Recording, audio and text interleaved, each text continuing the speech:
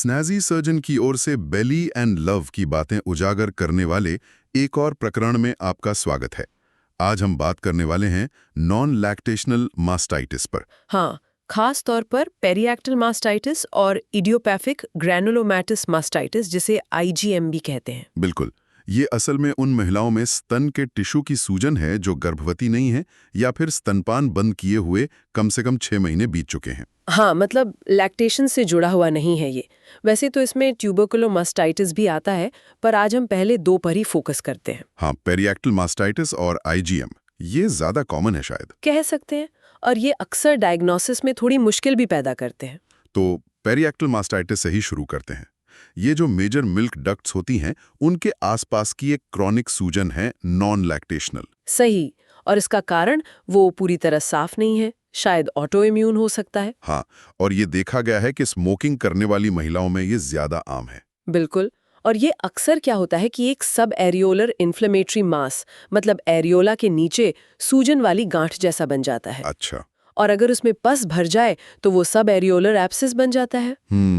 अब जो एरियोला की मोटी मांसपेशियां हैं, वो उसे सीधे बाहर त्वचा से फूटने नहीं देती, तो वो पस क्या करता है, अंदर ही अंदर रास्ता बनाकर एरियोला के किनारे की त्वचा तक पहुंचता है। और फिर फिस्चुला बन जाता है, मैमरी डक्ट फिस्चुला। हाँ बिल्कुल, मैमरी डक्ट फिस्चुला। तो इसके लक्षण क्या होते हैं? जैसे निपल से डिस्चार्ज? हाँ, निपल से मवाद जैसा डिस्चार्ज हो सकता है। वो सब एरियोलर एरिया में दर्द वाली गांठ या एब्सिस महसूस हो सकता है। और वो निपल रिट्रैक्शन, वो जो फिश माउथ जैसा कहते हैं? हाँ, कभी कभी वो ट्रांसवर्स स्लिट जैसा निपल रिट्रैक्शन भी मिलता है, और इसमें दिक्कत यह है कि ये कभी कभी कैंसर जैसा भी लग सकता है। हाँ, वो तो है। तो फिर डायग्नोसिस कैसे कंफर्म करते हैं? अल्ट्रासाउंड? अल्ट्रासोनोग्राफी काफी उपयोगी है। उसमें वो मोटी सूजी हुई मेजर डक्ट्स दिख जाती हैं, और अगर एब्सिस है तो वो भी पता चल जाता है। और अगर गांठ है तो फिर अल्ट्रासाउंड गाइडेड बायोप्सी करनी पड़ती है पुष्टि के लिए। ओके। और जो भी डिस्चार्ज या पस है, उसे कल्चर और सेंसिटिविटी के लिए भेजना बहुत ज़रूरी है। साथ में टीबी रूल आउट करने के लिए जीन एक्सपर्ट MTBRF टेस्ट भी। कौन से बैक्टीरिया कॉमन होते हैं इसमें? इसमें स्टेफाइलोकॉकी, एंटेरोकॉकी, एनारोबिक स्ट्रेप्टोकॉकी और बैक्टीरियोइड्स ये आमतौर पर मिलते हैं। ठीक है। तो ट्रीटमेंट की बात करें तो एंटीबायोटिक्स और नीडल एस्पिरेशन? हाँ, कई केस तो एंटीबायोटिक्स और एस्पिरेशन से ठीक हो जाते हैं। लेकिन अगर एब्सिस बड़ा है या फिस्चुला बन गया है तो फिर सर्जरी करनी पड़ती है, मेजर मिल्क डक्ट एक्सिजन। इसमें निप्पल के पीछे से करीब 1.5 से 2 सेंटीमीटर का जो डक्टल टिश्यू का कोन है, उसे निकालना पड़ता है। और हाँ, स्मोकिंग छोड़ने की सलाह देना बहुत जरूरी है ना, रिकरेंस रोकने के लिए। बिल्कुल, वो बहुत जरूरी है। अच्छा, अब आते हैं इडियोपैथिक ग्रैन्युलोमेटस मास्टाइटिस पर, यानी आईजीएम। हाँ, आईजीएम ये भी स्तन की एक सूजन वाली बीमारी है, लेकिन ये बिनाइन है, मतलब कैंसर नहीं है, और अक्सर खुद ही ठीक हो जाती है। इडियोपैथिक मतलब कारण पता नहीं है? सही कहा, कारण अज्ञात है।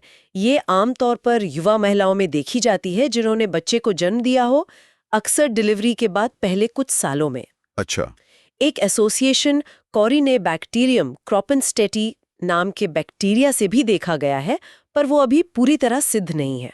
और आईजीएम की सबसे बड़ी चुनौती शायद ये है कि ये दिखने में एकदम स्तन कैंसर जैसा लग सकता है। हाँ बिल्कुल, इसमें एक या कई सूजन वाली गांठें हो सकती हैं, फोड़ा बन भी सकता है, नहीं भी। त्वचा पर अल्सर, निप्पल रिट्रैक्शन, साइनस। हाँ, और वो प्यूडी ऑरेंज, मतलब संतरे के छिलके जैसी त्वचा, और एक्जिला में लिम्फ नोड्स का बढ़ जाना भी मिल सकता है। तो ये सब कैंसर के लक्षण जैसे लगते हैं। तो इसमें भी डायग्नोसिस के लिए बायोप्सी ही करनी होगी? हाँ, गांठ की नीडल बायोप्सी निर्णायक होती है, और सैंपल को ग्राम स्टेन, कल्चर, AFB स्टेन और कल्चर, और फंगल स्टेन व कल्चर के लिए भेजना चाहिए। AFB मतलब टीबी रूल आउट करने के लिए? बिल्कुल, और हिस्टोपैथोलॉजी में नॉन केजिएटिंग ग्रैन्युलोमा दिखते हैं जिनमें क्रॉनिक इन्फ्लेमेशन होती है। डिफरेंशियल डायग्नोसिस क्या रहते हैं? ट्यूबरक्लोसिस, फॉरेन बॉडी रिएक्शन और सार्कोइडोसिस, इनको ध्यान में रखना होता है। तो इसका ट्रीटमेंट कैसे करते हैं? ट्रीटमेंट ज्यादातर सिम्टोमैटिक रहता है, मतलब लक्षणों के आधार पर। जैसे दर्द के लिए? एनएसिड्स, हाँ एनएसिड्स, अगर इन्फेक्शन का शक है तो एंटीबायोटिक्स, और जरूरत पड़े तो ड्रेनेज। और टीबी वाले क्षेत्रों में सावधानी बरतनी होगी? हाँ, ये बहुत जरूरी है।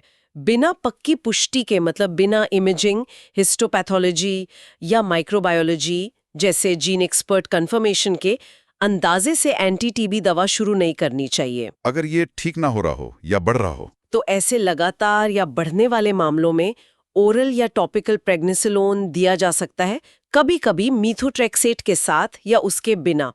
इससे अक्सर आराम मिल जाता है। और सर्जरी? सर्जरी आमतौर पर आखिर में ही सोचते हैं। अगर मेमोरी डक्ट फिस्टुला बन गया है तो उसके लिए मेजर डक्ट एक्सिजन या फिर बार-बार होने वाले क्रॉनिक एब्सेस कैविटीज को निकालने के लिए। तो ये थी जानकारी पेरिएक्टल मास्टाइटिस और आईजी मां पर। हाँ, उम्मीद है ये डिस्कशन हमारे साथियों के लिए उपयोगी रहा होगा। हमारे पॉडकास्ट को सुनने के लिए धन्यवाद। अगले प्रकरण में मिलते हैं।